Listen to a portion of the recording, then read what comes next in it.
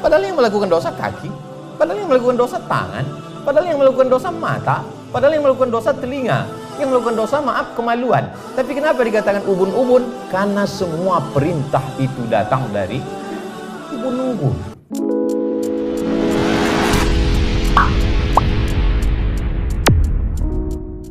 Nasiyatin kadhibatin khati'ah. Nasiyatin ubun-ubun, kadhibatin pembohong, khati'ah pelaku dosa. Padahal yang berdosa itu kan tangan.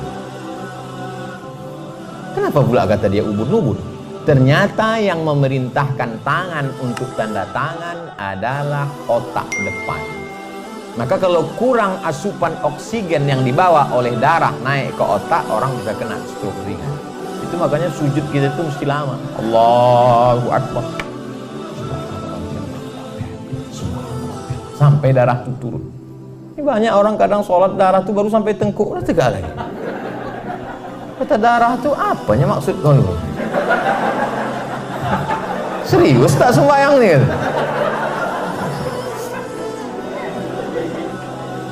Itu maka Bapak Ibu sehat-sehat, segar-segar, padahal tugas di PTA ini berat. Kenapa? Karena sujudnya sempurna. Subhanallah. Banyak orang sujud itu macam stempel pos. Tap. Mentang-mentang tempat kerja dia pakai martil, cepat dia buat. Ini berpengaruh luar biasa darah ini. Nasiyatin ubun-ubun, kadhibatin pembohong, khati'atin pelaku dosa. Padahal yang melakukan dosa kaki, padahal yang melakukan dosa tangan, padahal yang melakukan dosa mata, padahal yang melakukan dosa telinga, yang melakukan dosa maaf kemaluan. Tapi kenapa dikatakan ubun-ubun? Karena semua perintah itu datang dari ubun-ubun. Maka kalau khawatir handphone kita itu disadap orang, ini siapa yang memerintahkan ini? Ubun-ubun. Sini atas, jangan ubur-ubur. Ubun-ubun inilah yang memerintahkan. Itulah makanya ketika kita wudhu itu yang diusap kepala, ubun-ubun. Mazhab Syafi'i, ubun-ubun. Saya kalau ceramah buka topi itu tujuannya untuk mempraktikkan langsung. Yang kedua untuk ngasih tahu saya tak gundul. Yang gundul jangan tersinggung. Tak ada niat mau menyindir. Jadi itulah makanya kepala itu diusap. Dan ternyata kata pakar otak, saya pernah didudukkan satu majelis dengan pakar otak. Kalau saya pakar di bidang otak-otak. Pakar otak didudukkan sama saya membahas ayatnya, dia membahas otak. Kata dia, otak kita nih Pak Ustadz, itu di scan satu hari 5 kali. Ada alat scannernya.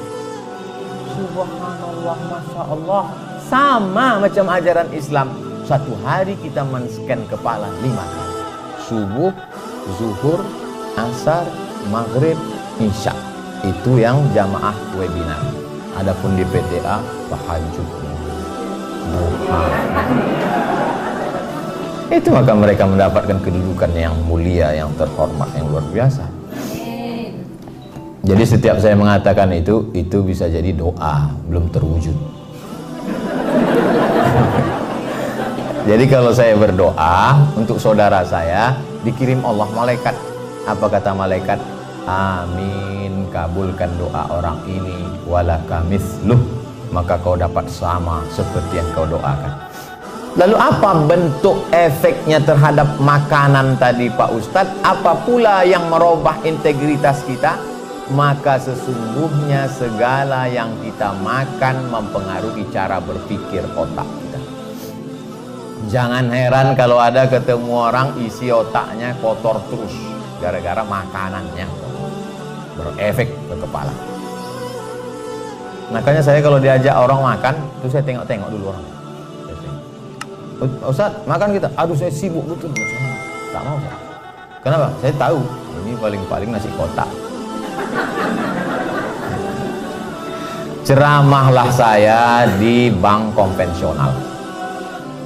Saya kalau diundang ceramah konvensional, saya tetap datang. tapi makanan, duit yang dikasih tak. Kasihlah kue kotak. Saya sedang puasa sunat, balik dari ceramah, pas di bawah flyover azan maghrib, Allahu Akbar, Allahu Akbar. Begitu saya buka, oh lemper, mau dilewatkan Allah mau barik lana, datang bisikan malaikat, haram. Apa kata setan? Halalkan dengan istri. Setan ini pandai. Saya tahan sampai jam ceramah maghrib di Sakuntala. Ceramah maghrib Sakuntala, bla bla bla bla, buka puasa pakai air putih, Allahumma barik lana fima razaqtana wa qina azabannar, sampai isya. Habis isya tanya jawab, panjang pula tanya jawab lagi daripada pengajian. Habis itu pulang, nanti enak nih makan kerang rebus di jalan Nangka. Sampai sudah turun mau ini, nampak saya lah orang, maaf, buta jual kuaci. Ditanya, mau kemana? Mau pulang pak. Di mana tempatnya? Jalan Paus. Udah malam, udah jam habis isya pengajian jam 9. Jalan kaki ke Paus, paling tidak dia jalan 30 menit lagi. Saya tunda makan, saya bawa dia. Ayolah, saya antar ke Paus. Saya antar ke Paus, saya kasihkanlah kue kotak tadi. Ternyata jatah dia lah itu.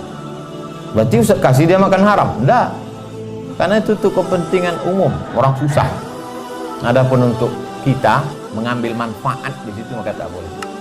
Makanya kalau ada duit-duit haram, serahkanlah ke masalih ammah yang dinikmati. Jadi maksud Ustaz, boleh kami ambil uang haram? Mana tahu dah tak tertolak lagi.